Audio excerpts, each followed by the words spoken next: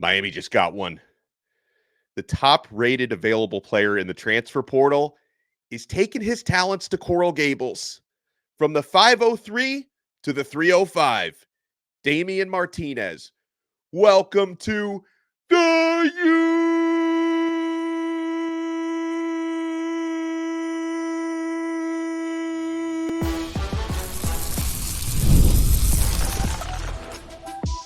You are Locked On Canes, your daily podcast on the Miami Hurricanes, part of the Locked On Podcast Network, your team every day.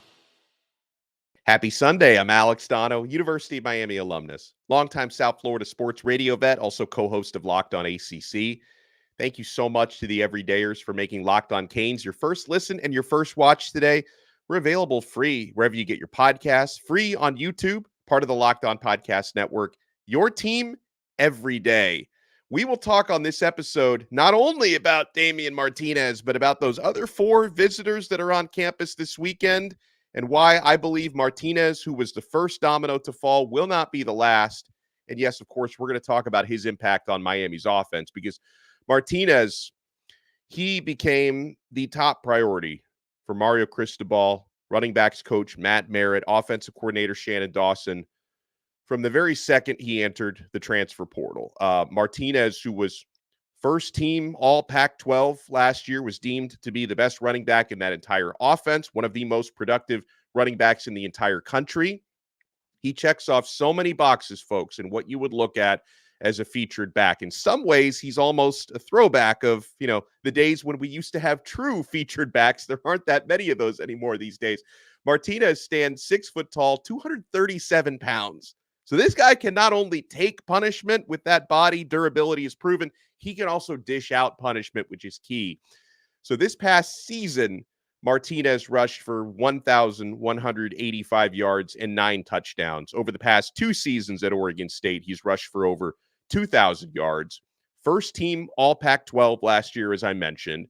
And Martinez, or Dame, as they call him, we talked about another Dame maybe coming to Miami to play a different sport a little while back. So we finally got a Dame down in South Florida, right? He's not only the highest, Martinez, I should say, averaged 6.1 yards per carry, not only last year, but the last 2 years. Now, Miami's running backs last season collectively, and it was a pretty good season for Miami's committee of running backs last year. Collectively, they averaged 5.1 yards per carry. Martinez was a whole yard over that last season. And yes, Martinez, he's got all the traits of a featured back, which is exactly what he was at Oregon State. This guy runs angry. He wears down defenses. He runs north to south, which is kind of a trademark of featured backs in a Mario Cristobal offense. When you think about, what he had at Oregon and when he was at Alabama, the types of backs they would bring in there and would recruit there. And when we talk about wearing down defenses and running angry, this to me, I already gave you his regular stats from last year, Martinez, the nearly 1,200 rushing yards, the touchdown totals and all that. But when you dig a little bit deeper, there's a couple stats that really tell the story for what kind of a back Martinez is and what Miami's getting. So 744 of his 1,185 rushing yards last year came after contact. That's more than half of those yards. He forced 57 missed tackles, which is a big stat. He averaged 3.82 yards after contact. And how about this one? Because people are always going to wonder, well, hold on. There's got to be, like, if you look under the rug, there may be something there, some stat that's not very good. There's got to be something on this guy. He's only fumbled twice in the past 2 seasons. So I know a lot of people, certain players, well, he's a really good running back, but he fumbles too much, or he's got, inabilities to catch footballs. Martinez is also a pretty good receiver out of the backfield, just so people know, but only 2 fumbles over the past 2 years. Ball security was not a concern for this player. And how about this one, folks, for a stat that just goes to show you the type of potential that Martinez has in a Miami uniform this past coming season, right? I mentioned 1,185 rushing yards last season at Oregon State. You want to know the last time Miami had a single season 1,000-yard rusher? I went season by season to see the last time Miami had a guy in 1 year rush for over 1,000 yards. The last time that happened, in Miami, Mark Walton, back in 2016. 8 years, going on 8 years anyway, since Miami has had a single season 1,000-yard rusher. That's something Martinez just did, and it's something I believe he can absolutely do again this coming season in Miami. Let's talk about his recruitment a little bit, Martinez, since the time that he entered the transfer portal, where Miami has been trending out in front of the pack for the entire time before landing that commitment on Saturday night. So the Hurricanes, obviously, they knew they could definitely use a running back with his traits in order to solidify their offense. So when he hit the portal, he became a natural target, right? Martinez checks off all the boxes for Miami. So Martinez coming out of Oregon State, his initial top 5 consisted of Miami, Tennessee, Arizona, Kentucky, and Mississippi State. He did end up taking visits to Arizona and Mississippi State in addition to the visit to Miami. But along that process, he canceled visits to Kentucky and Tennessee. He did not go out to either of those spots. And prior to Martinez visiting South Florida, he arrived on Thursday. Hurricanes running backs coach Matt Merritt went in home with him and his family twice, which kind of gave people a good sign. Like, hey, not only is he eventually going to get out there for a visit, but they keep inviting the running backs coach into their home. That's got to be a good sign, right? It's a great sign. And by the way, shout out to Matt Merritt, he's not been on the job here for very long. He's been at Miami, a couple of months, and he already did land a really nice high school commitment for 2025 in Gerard Pringle. And now Merritt, and it takes a whole village, because obviously Dennis Smith, the recruiting coordinator, Mario Cristobal, of course, Shannon Dawson, the offensive coordinator, but Matt Merritt has been the point man on this, and this is a coup for him, right? To land, one of the top available transfer portal players in his position group. I tip my cap and I send a shout out to Matt Merritt for doing an awesome job.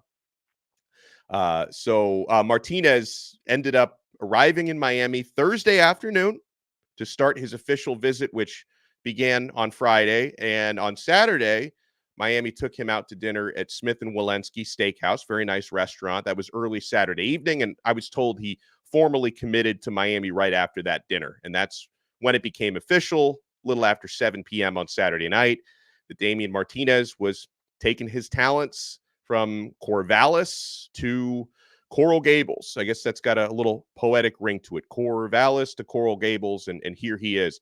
All right, so I want to talk as well about why Miami is a good landing spot for Martinez and why he ultimately decided this was a really good cultural fit and a football fit for him, and also why this is a move Miami really felt like they had to make and wanted to make, because it's not just a matter of, hey, this is a really good player, we need to go out and get him. I think the need for a player of his caliber at that position was a pressing need for Miami with what they want to accomplish this coming season. And we will also talk about what might happen coming out of the other official visits that have taken place this weekend. And let's not forget, starting tomorrow, starting Monday, Miami's got a pair of really important defensive tackle targets on campus, because defensive tackle is another area Miami is attacking with aggression. So, folks, we got so much more to talk about. We're only getting started. You want to keep it locked right here on this brand new episode of Locked On Canes. Guys, I've been told I'm a competitive person, and it's true, because I used to get my butt kicked in Monopoly, all right? But we've got to take a pause to talk more about Monopoly Go. I know what you're saying. Flag on the play. You already talked about that, but guys, there's just so much good stuff in this game. In Monopoly Go, you can team up with friends for timed tournaments where you work together to build up each other's boards. The more you win together, the more awesome prizes you unlock, and there's so much more to get. Unique stickers you can trade with friends to complete albums for big prizes, cool new playing pieces to travel the boards with, hilarious emojis for taunting your friends when you smash their buildings or heist their vaults. Plus, Monopoly Go feels new and exciting every day with constantly changing tournaments and challenges. That's what I love about it. A ton include their own unique mini games, like digging for treasure or a robot pachinko machine. And there's always new timed events to help you win big, like massive multipliers for everything you win or rent frenzies. There's always something fun to discover in Monopoly Go.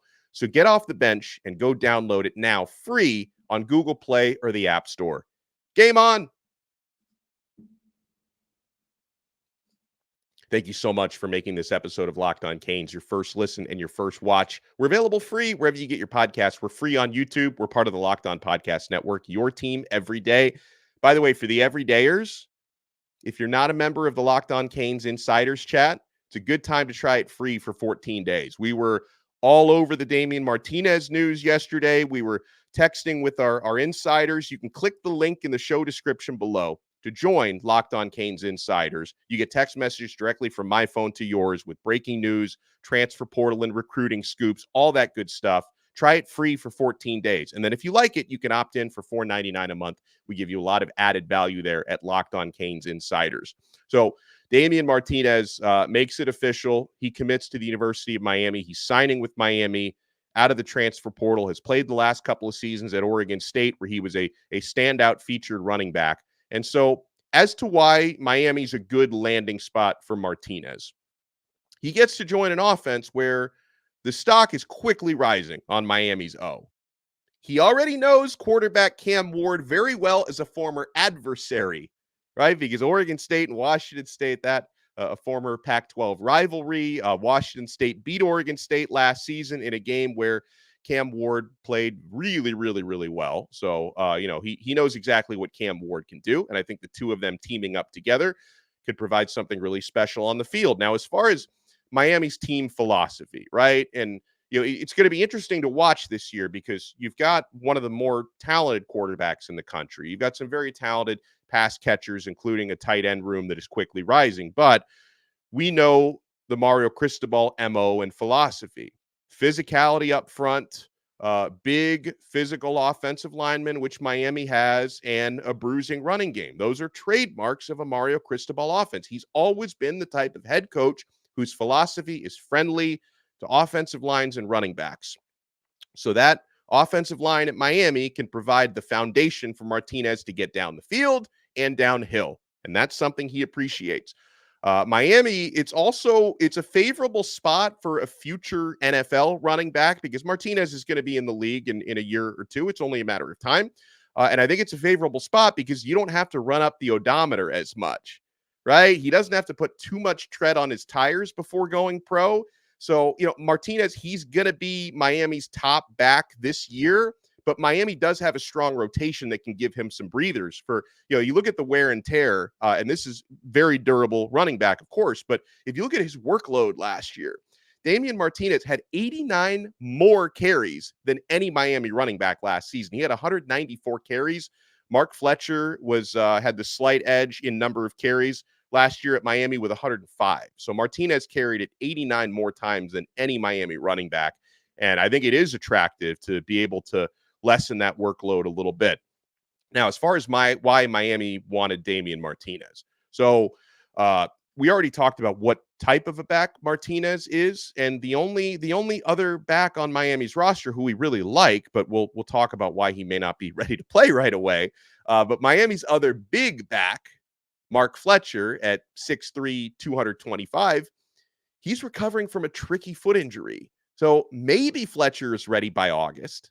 Maybe he's not. So adding Damien Martinez puts a lot less pressure on Fletcher to rush back. And even when Fletcher is ready to come back, not going to have, he can kind of ramp up that workload slowly if a guy like Damien Martinez is there to really set the tone in that backfield. And so, outside of Fletcher and now Martinez, Miami's got a lot of talent in the running back room, but very different types of players because Miami's other running backs are quicker, a little bit smaller, shiftier guys who don't fit that same profile as a north to south runner. And also remember why Miami's adding a running back. They've lost a handful in the transfer portal since December. Since December, Miami has lost Don Chaney Jr. More recently, they've lost Henry Parrish Jr. and Trevante Citizen in the portal. And by the way, when you talk about bigger physical backs, that the physical profile, Trevante Citizen did fit that. The problem was Citizen, who is working his way back from very serious injuries, was just not there yet. He's going to, go try to continue developing somewhere else. But you've lost those three backs since December. So adding someone, especially someone as good as Damien Martinez, was a no-brainer.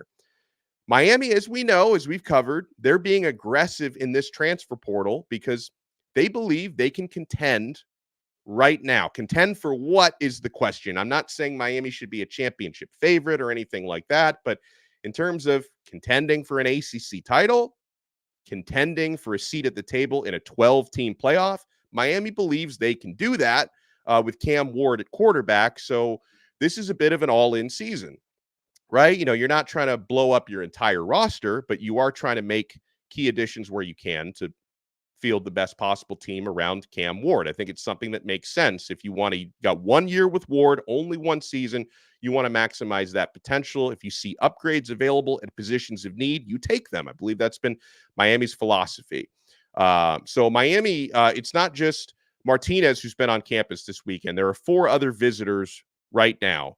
Martinez happened to be the first, but I don't believe he's going to be the only player to commit as a result of these weekend visits. Miami's also hosting Houston wide receiver Sam Brown.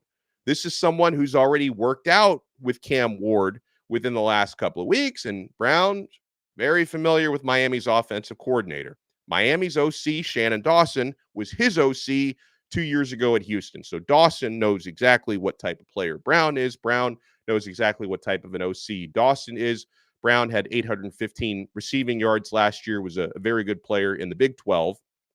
Miami also has Marshall cornerback Dyoni Hill visiting. This is another one with relationships with Miami coaches. Dyoni Hill, last season, Chevis Jackson was his cornerbacks coach. Chevis Jackson now at Miami. 2 seasons ago, Lance Guidry, his defensive coordinator. You get the pattern there. So they know exactly what type of a player he is. And here's another one when it comes to relationships. Linebacker Jaylin Alderman from Louisville is visiting. His linebackers coach 2 years ago was Miami's current linebackers coach, Derrick Nicholson. So another one with the history and relationships. Now, I don't know if there's any current relationship with defensive end Tyler Barron, who we also feel pretty good about Miami landing. He was at Louisville for like the past 3 months. He was actually a Tennessee volunteer standout edge rusher at Tennessee, transferred to Louisville in January, and like a handful of players seem to be doing, left Louisville, got right back into the portal. He's visiting Miami this weekend. So I don't know if there's any direct familiarity or relationship there, but I think the relationship is Tyler Barron was a very productive edge rusher in the SEC. Maybe you'd like to bring him into Miami. So those are the other players that are visiting right now. And so the linebacker, Alderman from Louisville, he's likely to be the next player after Martinez to commit to Miami. I'm not sure why reporters are already stealing his thunder, but Matt Zenitz from 24/7 Sports has already reported that he expects Alderman to commit to Miami. Jaylin Alderman started 13 games, all 13 games last year for Louisville, recorded 58 tackles, 7 tackles for loss, 1.5 sacks. And actually, I think Alderman was one of the reasons why KJ Cloyd, who was on Miami last year, he's out of eligibility now, but I think one of the reasons why KJ Cloyd left Louisville for Miami last year was because Cloyd knew he wasn't going to start over Alderman. So now if Miami can get Alderman, that sounds like an upgrade. And Cloyd was pretty good at Miami last year. And as far as why Miami would be going after linebackers, like I don't consider linebacker to be as pressing of a need as some of the other ones that we talk about, but here's the method here. The reason why Miami's going after an experienced linebacker is in the fact that Miami lost KJ Cloyd out of eligibility and Corey Flagg. They lost him to the transfer portal. Those were important rotational guys with multiple years of experience. That's the one thing that Miami's lacking is experience. There's some uber talented players. We're already seeing Bobby Pruitt making an impact in practice, but as a true freshman, there's not a lot of experience there. Popo Aguirre and Marcellus Pulliam have had really good springs, not a lot of experience. They're heading into their second year. So outside of Kiko Mauinoa, who's, his job is very secure at interior in the middle linebacker, and Wesley Basaint, who I think would still probably project to be your other starting linebacker. But outside of those two, there's not a whole lot of experience. So if you add Jaylin Alderman, ton of experience, 13 starts last year, and whether he competes with Wesley Basaint or at least is the top rotational guy, they do see the importance of having someone with that much experience under his belt, because you lost a couple of guys who fit that category last year. We'll talk about where Miami stands with the others. the remaining visitors. And folks, as I mentioned, 2 really important visits are going to be starting on Monday. Can Miami end up going 7 for 7, right? You got 1 down so far. 4 more visitors from this weekend. Can you go 5 for 5? 2 visitors coming up Monday. Can you go 7 for 7? Mario Chris, is he trying to dethrone Mike Norvell as the portal king? We'll talk about it when we come back. Keep it locked right here to Locked On Canes. And I already know you're keeping it locked to FanDuel. Boy, I know my South Florida teams took some L's, but we still have fun betting those spreads, betting those money lines, the player props. That's where I really have a great time. It's playoff time in the NBA and NHL. Baseball's in full swing. FanDuel is your official place to bet on every game. Right now, new customers get $150 in bonus bets guaranteed. That's $150 win or lose. You can bet on everything from slap shots to home runs to slam dunks, all on an app that is safe, secure, and super easy to use. What are you waiting for? Visit fanduel.com/lockedon and make your first bet an automatic win. FanDuel, America's #1 sportsbook. And thank you so much for making Locked On Canes your first listen and your first watch on this Sunday.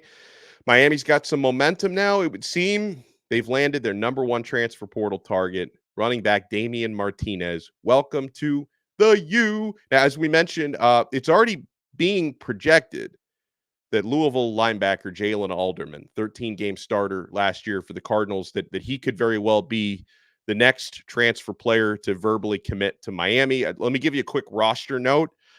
With the Martinez addition, at this very moment, Miami appears to be at exactly 85 scholarship players. That includes the 10 true freshmen who are going to be enrolling this summer. 85 scholarship players, which of course is the limit. 85 is so when you talk about adding other players, keep in mind your roster does not have to be compliant until the first day of fall camp. So you could conceivably over the next couple of days add a few more players that bring you over 85, but you just need to be at 85 or less by the time fall camp starts. And of course, but you do need other players to enter the transfer portal. So all this to say, Miami's going to lose a few more players. Now, hopefully these are guys that don't break our hearts when they decide to leave. But to get under that 85 to make room to add more players, that doesn't necessarily have to happen first. But since the graduate transfers can enter whenever they want to, but April 30th, which is 2 days away, is the last day for regular undergrad players to put their names into the portal. So I would expect a few more Miami exits within the next couple of days to make room for players that are coming in, because by my count, Miami is exactly at 85 scholarship football players at this very moment. So I could see a scenario where Miami and Mario Cristobal, if they don't go 5 for 5 with the players who just visited, they could be very close to that. And also landing Dyoni Hill, Sam Brown, and Tyler Barron. We mentioned Jaylin Alderman has already been projected to be the next guy after Martinez. And then starting Monday through Wednesday, I believe, Miami is going to be hosting important visits from a pair of Michigan State defensive tackles, Simeon Barrow and Derrick Harmon. I do hear some optimism, and we'll see how the visits go. Again, I don't take victory laps until victory is assured. We said that about Martinez for the last 2 weeks. He's here. We breathed a sigh of relief. But, I don't count my chickens before they're hatched, if I can use that 100-year-old expression. But I do hear some optimism that Miami can land at least one of these 2 defensive tackles. Simeon Barrow is the more experienced of the 2. I believe Derrick Harmon may be the guy with more upside with his crazy size. He's around 330 pounds. So adding a defensive tackle, whichever one of those, or maybe both of them, because Miami is now, there's competition for both players. Don't get me wrong. LSU is big time competition for Barrow, for example. I know Harmon just visited Colorado, so there could be some optimism on the Colorado side. Deion Sanders has landed some big names in both recruiting and the transfer portal. But I know part of Miami's pitch with Barrow and Harmon coming in together, part of the pitch is the reunion. You guys can come back down, play together, upgrade from East Lansing, Michigan. I've never been there, but it sounds cold. East Lansing, Michigan. Never been to Michigan, so I don't talk too much trash. But yeah, you'd be hard pressed to convince me that Miami is not an upgrade over East Lansing. Come down here, play together, keep the band together. I know that's going to be part of Miami's pitch. So Hurricanes will try to land two. Maybe they can land one of those guys because, yes, adding a defensive tackle and shoring up that defensive line and the defensive secondary is why you have a guy like Dyoni Hill visiting. It's so important because on paper, you can argue that Miami's offense is starting to resemble the type of offense that could potentially be dynamic enough to reach the college football playoff.